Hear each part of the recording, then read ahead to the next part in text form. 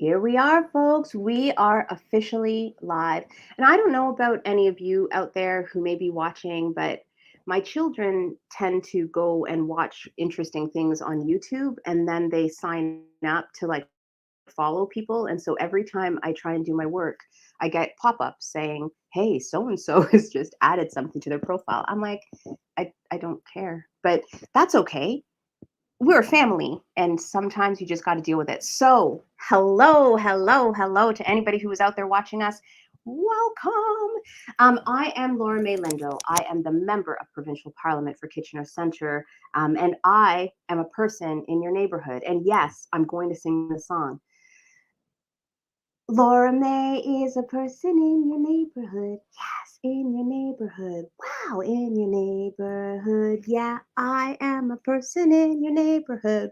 Wow, I'm a person that you meet when you're walking down the street. I'm a person that you meet each day. And the reason I sang that, my friends, is because today is a wonderful special episode with artists. And you know why you know that? I know that for sure because as I sang it, they were jamming. They were jamming along, which not every single guest that I have does. Sometimes they sit there mortified that I started singing. But this group of people were like, we in it. We in it to win it. And I love it.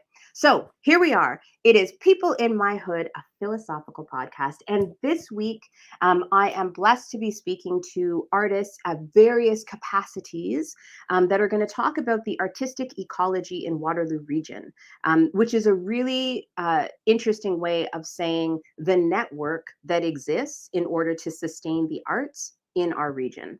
We've got to talk about these networks. We can't just talk about, the funders without thinking about the artists. We can't talk about the artists with thinking about some of the more vulnerable artists, up and coming and emerging artists, as well as artists that talk about things that other folks don't necessarily want to talk about. Sometimes we forget that what you choose to use your art on, what topics you choose to engage in, provide you with opportunities to access more or less funding, and your heart wants to do that talking. And so before we dive into this conversation, we must start well.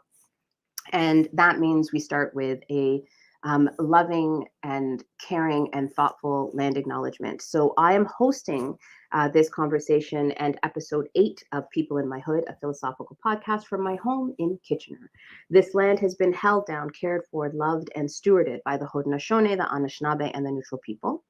What I have been taught is that the land acknowledgement, knowing what land you're on, we're on the Haldeman Tract, for instance, knowing that is easy. You can Google that. Thank you, Google. But the real work and the steps that we take, concrete steps towards reconciliation, come with making a real connection between the conversation that you're about to have and the reality that you're hosting or having that conversation on stolen land. And so my connection for today is this. I've been reflecting a lot on what I have learned in my engagement and relationship building with Indigenous communities over the years, not just since I've been in this particular role, but just in my life. And one of the things that I find absolutely fascinating, and actually I feel it's what resonates with my spirit, is that you will often see elders being brought into conversation, in real conversation with younger generations.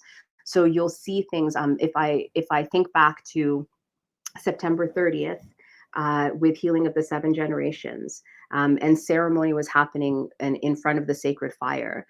It was young children that were bringing and holding some of the sacred implements, etc., that the elder needed as they were speaking about the lives lost to genocide on this land, and the young people whose spirits we were trying to help find their place after horrible things in residential schools.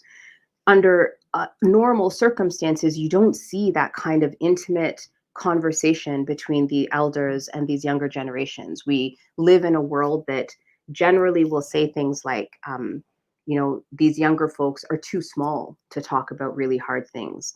Whereas what I've noticed with Indigenous communities and what resonates with me is that there's just a way that you can gently bring them into the knowledge creation and the knowledge keeping, and the holding of our histories.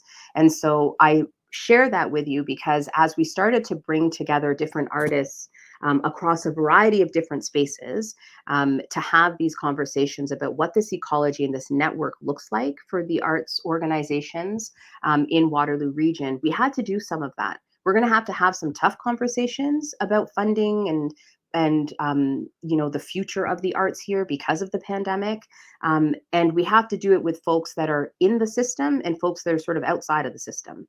And so with that, I'm going to introduce you to some people in my neighborhood. So I have with me today Rachelle Laval, who is the founder and artistic director of Diverse Works, a dance company. I have Pam Patel, who's the artistic director of Empty Space. I have Emily Robson, who's the manager of arts and creative industries at the City of Kitchener in the community grants, right? And I have Mark. Mark, I'm going to totally mess up your last name. I practiced it. And then I was like, don't say out loud that you're going to mess it up. Trust yourself. And then what did I do? I'm gonna botch it, but give me 1 second. Voronin. No, what did I say? Say it. It's close. Voronin. Voronin. I had There you the go. emphasis on the wrong syllable. Yeah, that's But it. there it is. Okay, I got Mark. Mark is with us. He's the artistic director for the Grand Philharmonic Choir. And Mark, actually, since we just finished chatting, I'm going to ask you to unmute your mic just for 1 moment. And here's what's going to happen. For those that have been watching and following this podcast, I ask everybody the same questions. And the reason I ask everyone the same questions is because I believe very strongly that we have to speak into being the kind of community that we want. And so as we're thinking about these networks, etc., I'm going to start with all of the same questions. So I'm going to start with you, Mark. And the first question is this: where is the gap, if any, that you see in this network of artists and artistry and creative making in our Waterloo Region network? Where are the gaps? Are there other issues that you think? Where do you want to start? I put it over to you and I mute myself very quickly. Well, thanks very much, Lorme, for having me as part of this conversation, and great to see and meet some of you as well in the arts community as we think about what it means to be a creative in this time period, this really difficult time period. The Grand Philharmonic Choir, of which I'm the conductor and artistic director, is a network of choirs. We have four performing groups that age and range from six or seven at our youngest for our children's programs to well, I won't out the number of the upper age limit of some of our choristers, but it's a program that allows you to sing through your entire life essentially. And what we have encountered over the last 2 years with the pandemic, of course, is that we can't do that, at least not in the way that we have been accustomed to doing this. And so, I think a gap for us, really from the perspective of our choir, is that we have weathered through this time reasonably well. To be honest, we have been in a position where we have been relatively well funded by various levels of government, including right here in our municipality, Kitchener. Thank you, and Waterloo, and the region of Waterloo, provincially, and indeed federally. The difficulty for us is I think what's ahead. Reopening. It costs a lot of money to put on a concert and produce the kinds of things that we do. And so while we haven't been doing them, while we've been in sort of a quasi hibernation, singing from home to maintain our sense of community amongst our singers, doing online projects to help us stay focused and stay together, those don't cost a lot of money. What comes next will, and so coming back to live concerts, not knowing how an audience is going to respond and not knowing how government funding is going to continue. The governments have been really great, but they've also been stressed and taxed by the number of different things that have had to be supported over the course of the pandemic, and we understand that. So where I feel a little bit nervous is going into our kind of reopening and imagining what that's going to look like, and is there going to be an audience who's ready to come back into indoor performance spaces to listen to us, and how do we sort of make that tenuous kind of transition from hibernation mode back into real life, and Yeah. that's a little bit nervous making. So that's the first thing, and the second thing I would say is that where I worry about the arts at sort of a greater level beyond just Waterloo Region and just my own organization is what has happened to so many of the artists who have had to find other things to do during the pandemic, who have had to retire from being a musician and transition into other lines of work in order to Yeah. support themselves. Are they going to be able to come back? Are we going to be able to nurture and foster a community of artists, musicians, poets, playwrights, you name it, Mm-hmm. in the way that life was already pretty tenuous for a lot of artists before a global pandemic, right? And Mm-hmm. so I'm starting to think about colleagues who I know have transitioned away from the arts, and how are we going to be able to find ways to help them come back into the arts, because as we all know here, it's such a valuable expression that we all do in our various arts, and Mm-hmm. so important to be able to nurture these things for our wider audiences. Thank you so much for that, Mark. And I'm going to take something that you ended with because it's interesting. I'm going to pass it over to Rochelle actually next. Um, One of the things that I've been hearing, actually, I'll be honest, it was before I was elected. I would hear from racialized artists in the community who were having a hard time getting into certain spaces here, and they too had to leave. So for some of our artists, it's like a double whammy because they had already had to uproot to move to a place where they could find spaces to be heard and to present the amazing pieces that they had. And then now the pandemic sort of feels like it takes you down yet another notch. And a lot of people, before they would make the leap, and part of why I know this is because personally, I used to be an artist. I used to be a musician. I was doing that full time for ages when I lived in Toronto. And there's this part of you that starts to question yourself and whether or not it's worth dedicating your entire life to this. And yet, if we lose these things in community and the nuances that other types of artists can bring to whatever part of the arts we're talking about, we're losing so much. So I'm going to throw it over to you, Rachel. Unmute yourself, and it's the same question. What gaps do you see in this sort of this network of artistic creation that happens here in the region? And by all means, you can go wherever you need to go with it. Yeah, I mean, there's so much to talk about here, so I'll try to be as succinct as I can. But I feel like there's so many barriers and gaps, particularly if we're going to talk through the lens of a racialized or marginalized artist. It's not actually possible currently to make a living full time as a dance artist in Kitchener Waterloo or within Waterloo Region without leaving the region. I'm really blessed to have a very vibrant teaching, coaching career in addition to my arts practice. And that's the thing that sustains me. But with the studios being mostly closed over the last 2 years, that segment is hugely impacted. And that's a reality. Lots of studios shutting down, a lot of the competitions and shutting down. It's a huge problem. There isn't a lot of support from the government for these types of funding. And it does seem like most of the funding goes to these older, more established organizations, which is wonderful that they continue to operate. However, there are many organizations that get left out of that because all of the funding goes directly to them. I am a very new, young organization who's been trying to apply for grants to make my way into the industry and to sustain myself 100% from my artistic practices, which I have many hats of and I have many skills of, and I'm required to do that in order to be able to get by. And it's really challenging. There's been many barriers. I've had to lean hard on my privilege in order to get forward.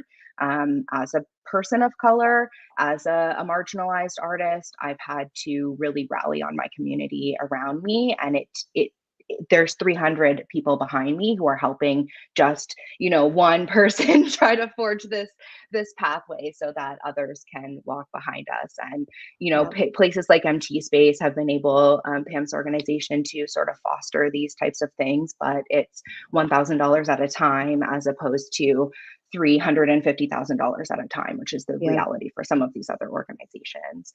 Of course, the housing crisis, the opioid crisis, the crunch, the reality of trying to get by, particularly for me, I'm a young mom.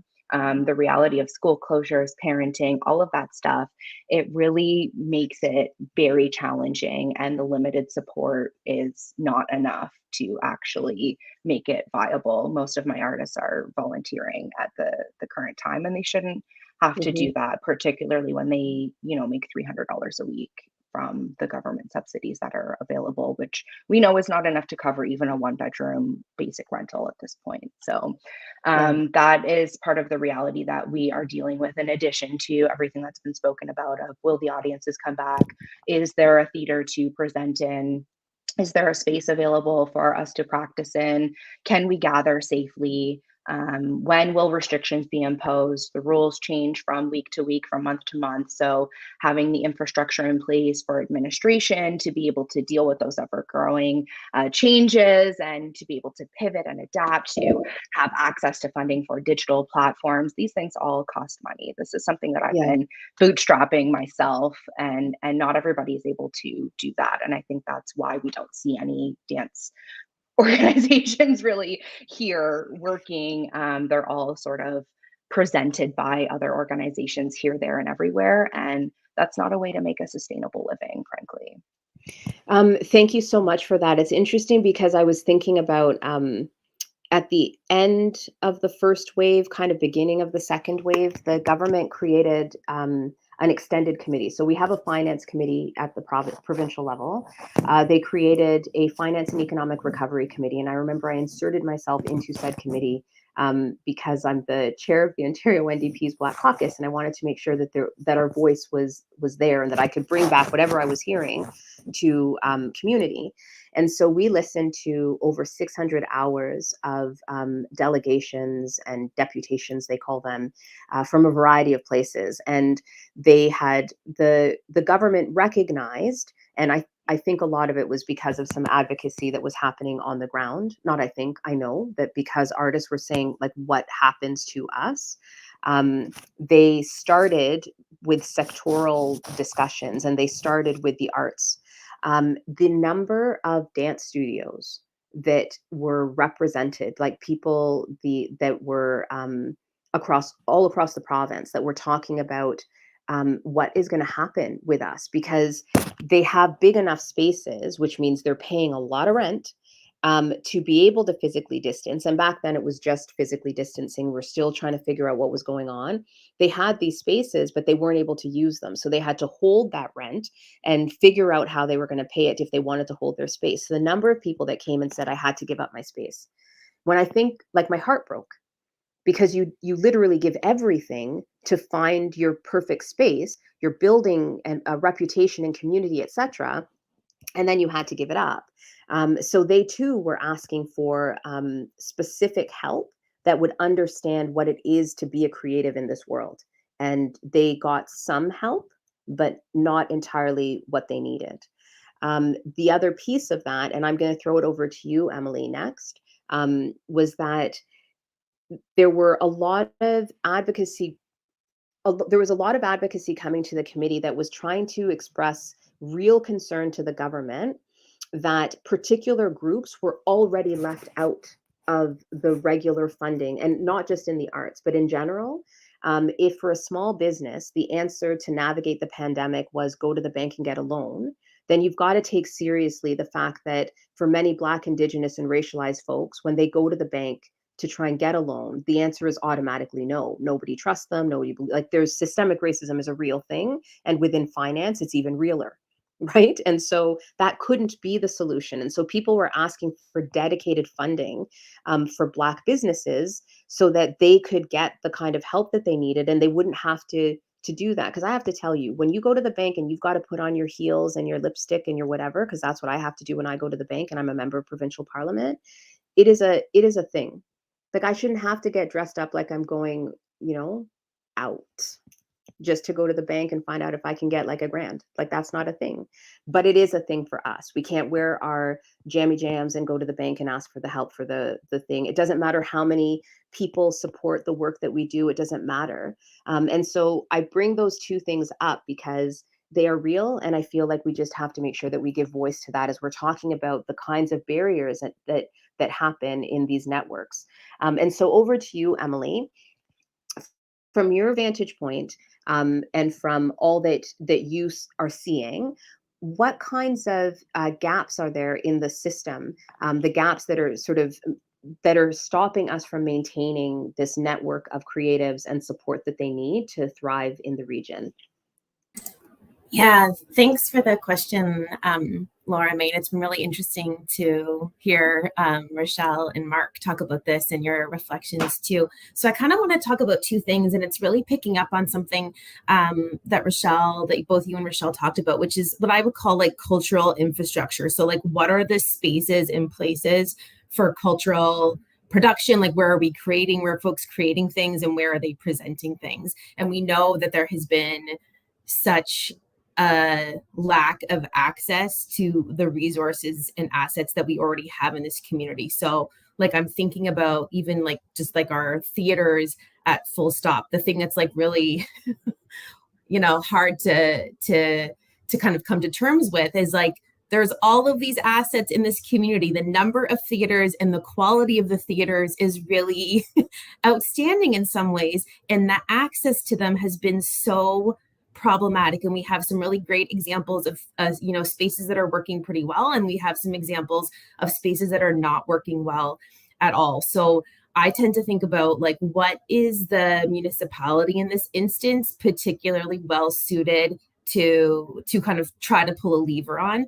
So I've been thinking a lot about what are the ways in which we can make space, particular to the spaces that the city owns, more accessible and more affordable for folks to access. So the infrastructure question to me is really central, because I don't know that we know necessarily what else is needed in this community in terms of other assets until we know that what we have is being used to its full potential. So I find that to be like I know Pam's been working on this question and like this challenge for a really long time, as well as other folks who use space. So I find that to be like a really important kind of nut to try to crack, which we've tried to make some moves at a municipal level. I think too, like on this infrastructure question, it's like the existing spaces, but then what are the new spaces? Like, what are the other spaces that are needed to support emerging work like what Rochelle is doing?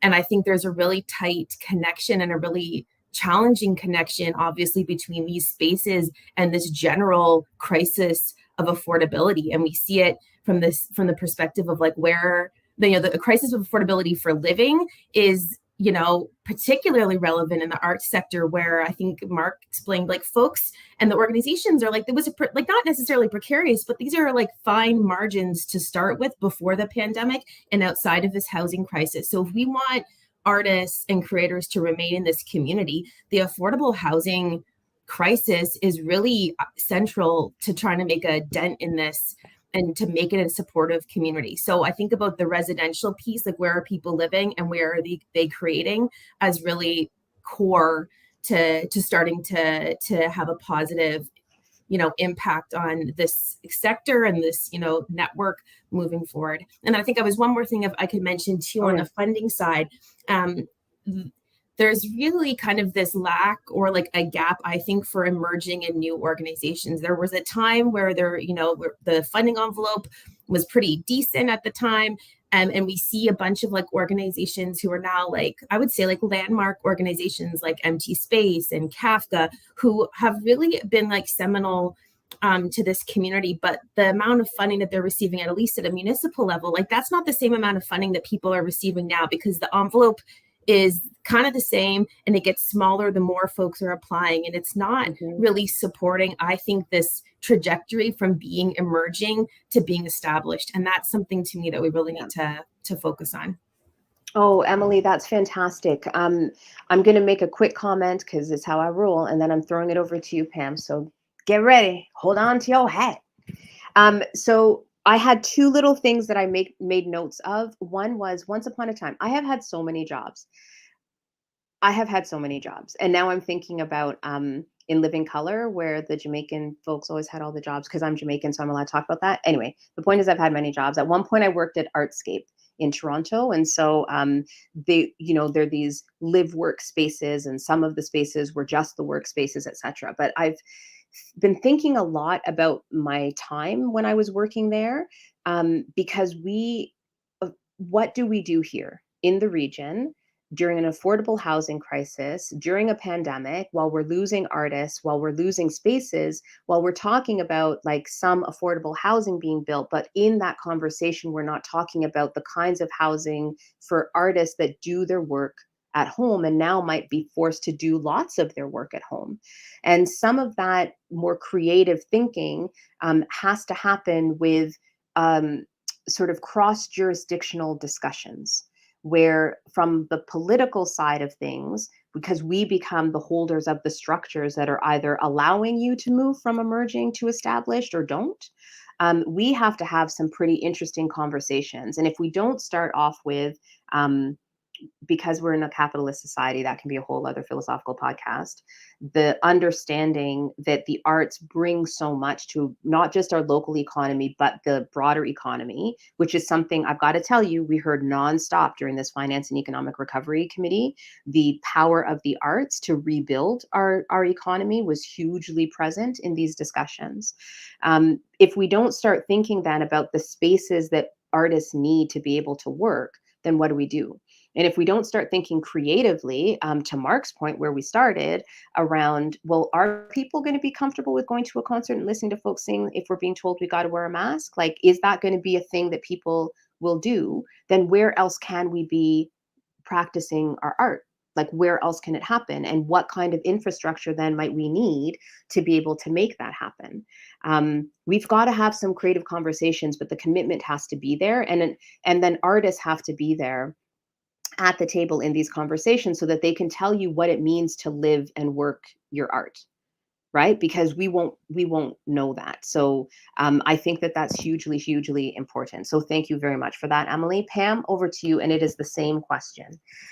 Where do you see the gaps in this network and fabric of artistic creation here in the region? And take it wherever you need to go. Yeah, thank you for that. I echo a lot of what's been said already, and I'm here just making notes and thinking, so where do I start? But I guess I'll say, I think a really major gap, like when I think about what a lot of what I'm thinking is connected to, it's not actually seeing the art sector on the local level as an ecology, as an actual ecology, where there are arts organizations that are from the stage of emerging to large established institutions that have been around for decades, and there has to be everything in between. And for a really long time, my experience of this community is that there was a really large gap in the middle. Now, what I feel like I'm doing at Empty Space or trying to do is we're trying to fill that gap of being a mid-sized theater organization, because in my career here, I've never been able to look at a theater company and say, oh, hey, that's a mid-sized organization, Okay, so if I'm here, starting a company like Rachel is, there is a place I can go. Like, it's a possibility here in KW, or in Kitchener or in the region, So what we've been facing a lot is like, well, what makes you different from Drayton? Or what makes you different from your counterparts in the region? And it's like, that's not how an ecology works. You need all of us, and you need all of us to travel through this, for lack of a better word, through this like pipeline, like we need to grow and evolve and change. And that's how we actually establish the jobs here that are going to give artists a reason to call this place their home and find some sort of sustainability. And so I find, that's it's kind of like the whole art sector here is going through these growing pains, and then the pandemic hit, and so we're still trying to forge through as organizations so that we don't lose that. And I think that's something we have to be really hyper aware of, is that, yeah, organizations are being hit, and we're stretching our resources to do what we can, at the same time that artists are leaving the sector. They're not just leaving the region anymore, they're leaving the sector. And the artists that we deal with, we work with a lot of newcomer immigrant artists who are now facing, the threat of having to return like they're Serb, and questions from the CRA in a place where, they need assistance to navigate these systems here. And so that's kind of where we're at. Like, as Empty Space, we're not just an arts organization that's producing and supporting art making, but we're also trying to do what we can to support the actual survival and navigation of the systems that are in place here that we're not, frankly, we all know, built to see us succeed, right, as racialized people. Yeah. And I want to tie that back to what was mentioned. I think, I'm not sure if it was Mark or Rachel or both of you, but the sort of there was one of you alluded to the mentorship and training piece, and that's a really huge thing here, right? It goes hand in hand. Mm-hmm. We have these incredible universities here, and then these incredible artists leave, and that was like, that was way before COVID pandemic hit. That was just the situation here, right? And so now we're getting to this place of like, okay, well, at least we can bring some of these artists back for these short-term contracts. And what we need to do is to really look at, okay, this sort of coming back to the talent pipeline, where are those actual gaps? It's not just about being an artist, but it's about supporting our organizations and offering the opportunities to actually train and mentor and get jobs in these other areas that are more technical and administrative and managerial positions. Yeah.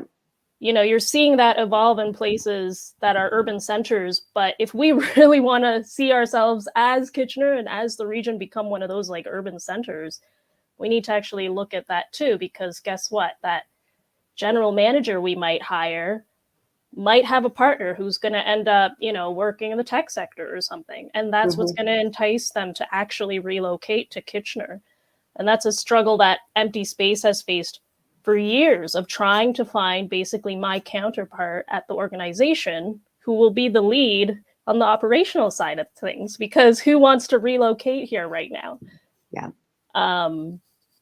And I guess, like, thinking about personally, I was asked the other day by someone who said, when you're ready to move on from Empty Space, which, I'm not planning to for a while, but when I'm ready, do I see myself staying in the region? And that was kind of a reality check for me, because I was like, no. As much as I would love to be the leadership of a larger organization here, I don't see that as a possibility for someone like me, someone who looks like me. I don't see that as a possibility yet. Pam, thank you so much for that, and for the honesty with which all of you are actually having this conversation, because I know it's not easy, and I know that it's one thing to speak about the gaps and recognize what's going on, but when you are both the artist and the advocate, it's a whole other level of discussions that we're actually having here, right? Because it is real talk. These are major decisions about what your future is going to look like, short, long term, all of that kind of stuff. I want to ask, usually I ask the next two questions separately, but I'm going to bring them together. And I'm going to do it because of this. One is something that you just said, Pam, about when you talk about this network, you can't separate us like that. You need all of these pieces in order for this ecology to work, in order for this network of creatives to work. You need the emerging, you need the established, you need everything in between. You need the technical help that happens around each of these organizations, which is different depending on if you're talking about dance or theater or music or blah, blah, blah. And then is an added layer of difference when it comes to the pandemic and what these health precautions are bringing to the table, right? Like some art organizations will be better able to pivot to outdoor blah, blah, blah, blah, blah. Others will be, it'll be such an extra cost for them to do that. Like different things. Between that and I want us to take a bit of time to talk about the mentorship piece, only because it is not just mentoring the university students and those that have decided this is a career they're pursuing. But my heart breaks for the younger kids that are in like high school that don't get the experiences that we may have gotten. I wasn't born and raised here. I was born and raised in Scarborough. And in Scarborough, I went to music camp. And at music camp, I had this opportunity to be away and just doing music and like all of this stuff that I look at my little people and they don't have that opportunity, not just because of the pandemic, but because of all sorts of other cuts that have happened to education.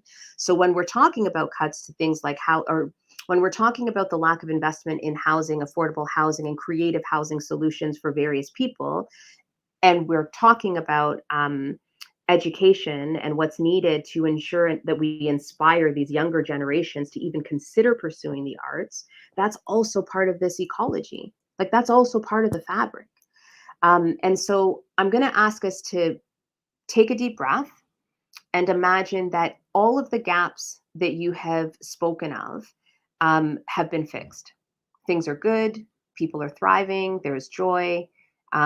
My mask can now be used as like a little cool, wrist thing. So it's like, look what I used to use. I don't need that now because post-pandemic. Anyway, sorry. I always think about what am I going to do with these beautiful masks that I buy? Do you not think about that? I think about that. I'm like, but they're so pretty.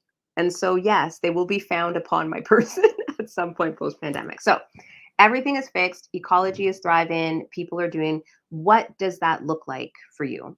I'm going to start with you, Rachel. What does that look like with all of the problems fixed? Yeah, I mean, I'm building my business as if that's reality because my brain won't do the other thing. It's just like we're going in this direction. So I've built an apprenticeship program into my dance company because I need to build my own army, I think.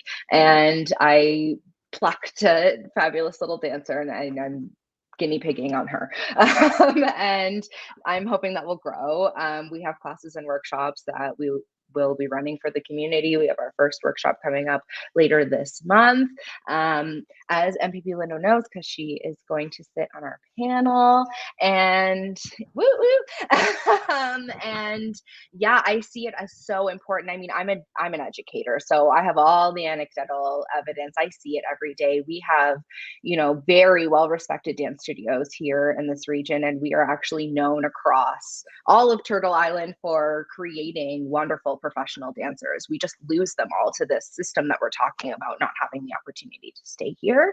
And I think that being such a university area as well, there's this reality that a lot of parents see, which is just like, this isn't viable for you. You're not going to be an artist. Like, it's not even an option. So I think showing the younger generations that it could be a viable, sustainable career. You could reach whatever level of financial aspiration you are looking toward. It could be possible to be wealthy as an artist if that's what you are aspiring toward. It could be possible to, have a family, have a home, live within the community that you work in, and just work on your art because it is so important. And I hope that people can see through the pandemic, after having lost a lot of this art, really what we're missing and why it's so important to sustain this. So we have it really as a huge element of our company that, in addition to performing, that's just like this little bit we present for the community, but the brunt of it is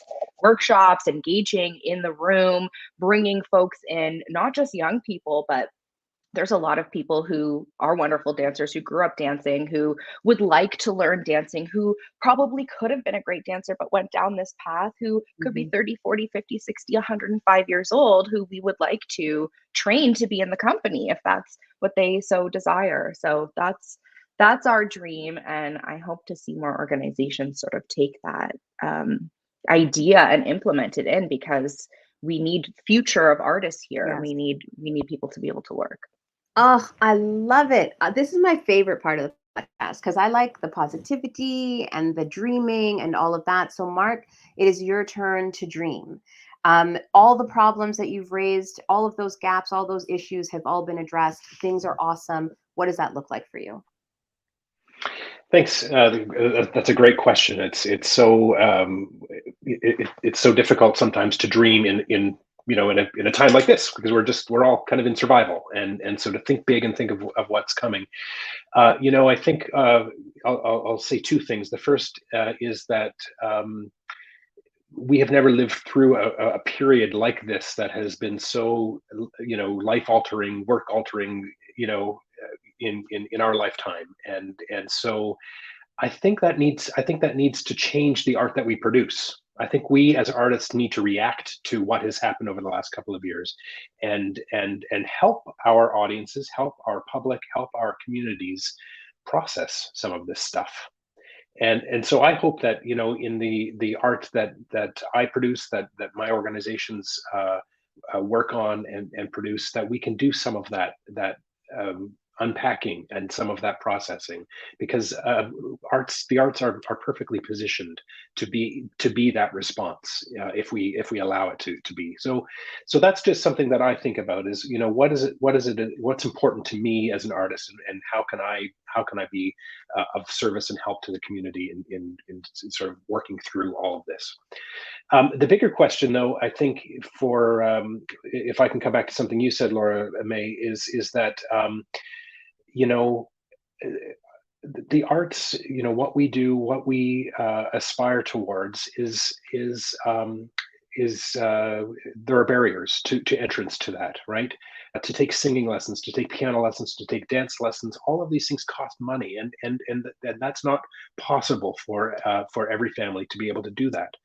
And so, as a starting point, I would love for our educational system to value arts for art's sake. It's so important that our students, are young children growing up, are able to take music classes and take art classes and dance classes, and understand that being an artful, being a creative, is a part of living. It's not just an ends, means to an end of a job, or but for everybody to appreciate that arts are about living, and reflecting to your community, and that needs to start like at age 2, 3, 4 in schools, right? And finding ways for our community to be able to support that. So I mean, that's a educational mandate. That's a provincial issue at that level, but there are also things I think that we can be doing in our community to open doors to allow young musicians, young dancers, young artists, young poets, young writers, actors, to have opportunities that allow them to find ways to express themselves, to find ways to make sense of these last couple of years. So that's my dreaming, I think. Oh, I love it, Mark. I was like, what? Because we do need to have that investment in arts in school. Like, the province has to fund schools properly, period. And then it can't just be bare bones with nothing. It's got to include arts and recognize the importance of that. And I think we've fallen into this pattern of relying on established organizations, established artistic organizations in community, to fill the gap of the artistic whatever that's presented to kids, which also means the established are the ones that don't necessarily reflect the kids that we have as our schools become more diverse, because we just finished talking about the gaps that don't allow you to move as easily from emerging to established. And so there has to be, what I love about this, and I swear to God, Emily, I'm going to let you speak next. It is going to happen. But what I love about this conversation and this opportunity with this podcast is that you see the established advocating for the emerging. That's what just happened there. We just, like, the established organizations can use their sphere of influence to fight for the broader understanding of what makes our ecology thrive in the region and beyond. And so thank you for that. That just makes me, I love dreaming. Okay, Emily, dream with me, baby. Bring it. Well, you didn't need to apologize for me for interjecting with that. It was brilliant.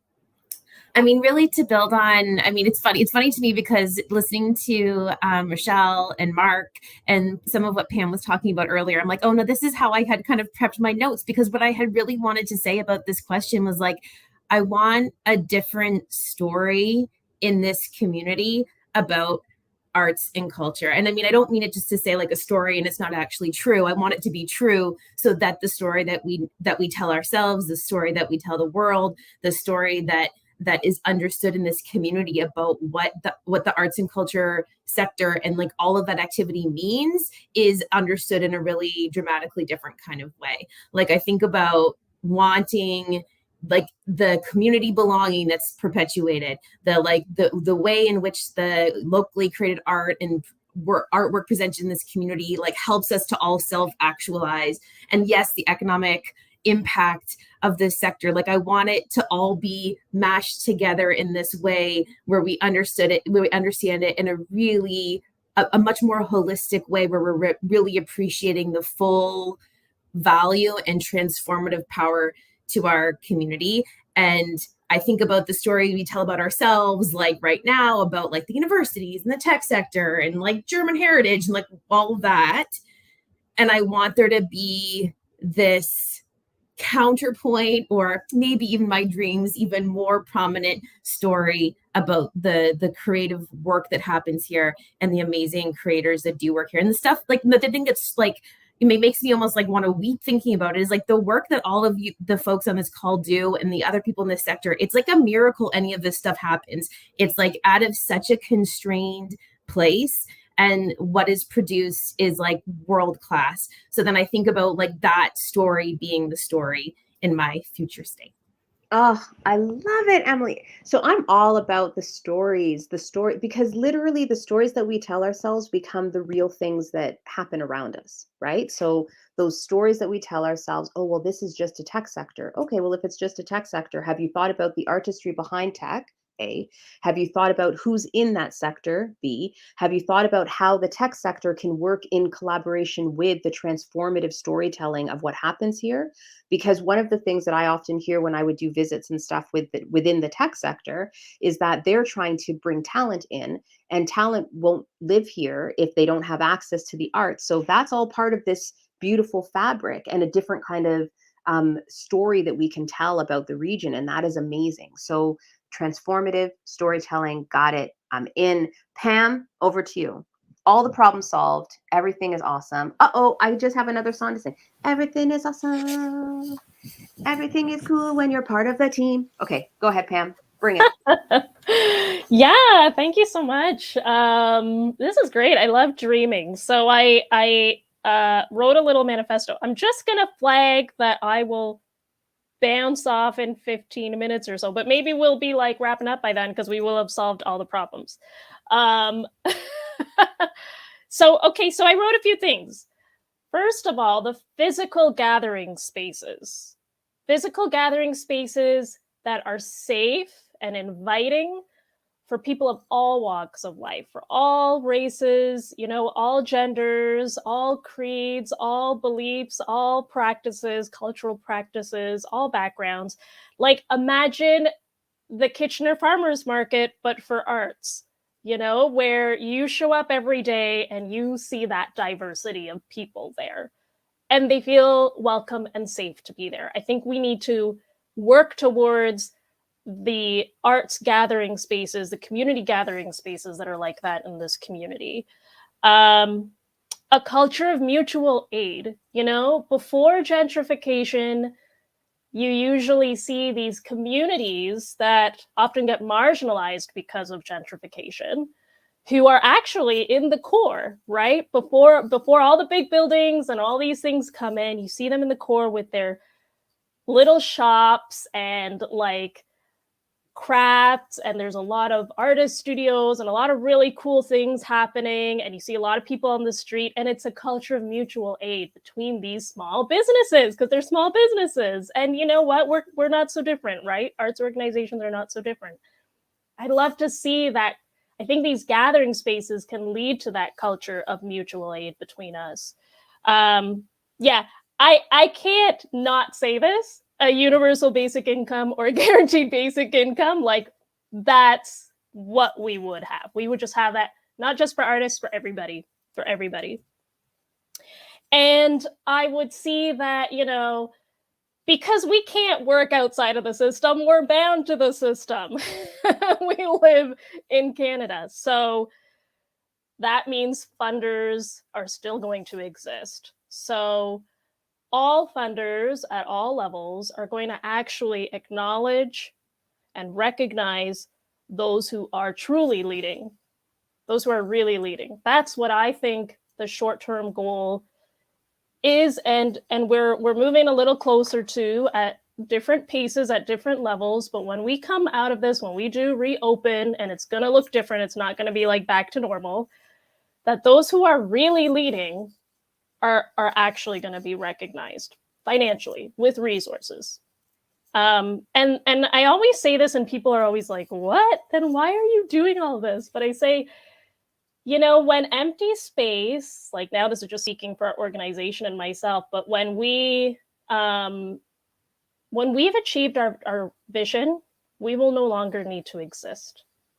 There won't have to be a place that's the multicultural theater space in order to centralize racialized and marginalized artists and narratives. That's just going to happen. So let's make that the goal. Let's make that the goal. Oh my, I love me a good manifesto.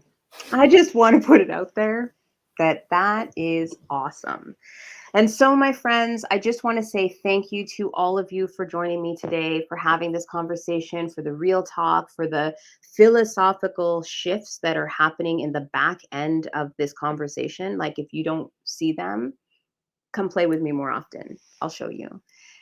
Because there are a lot of connections that were being made here in a conversation about the artistic ecology, or the ecology of the arts in Waterloo Region, and the networks and what's needed to help it thrive.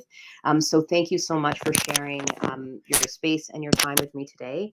To all of those that are watching, and those that will watch this and the replays, because it is on all of my social, thank you as well for taking the time out of a busy schedule to dream and to put into the universe something better, a world that does hold our artists with care, love, and compassion, and allows them to access the tools that they need to literally write the history that we are experiencing right now. Because that's what artists do. They literally keep a record of all of the experiences and the feels that people are navigating right now. And so with that, my friends, I'm off. Be safe. Take all the health precautions, please, in this world, because things are a little bit dangerous out there. But you've got this. You know where to find me if you need anything. Big hugs to all of y'all. Bye.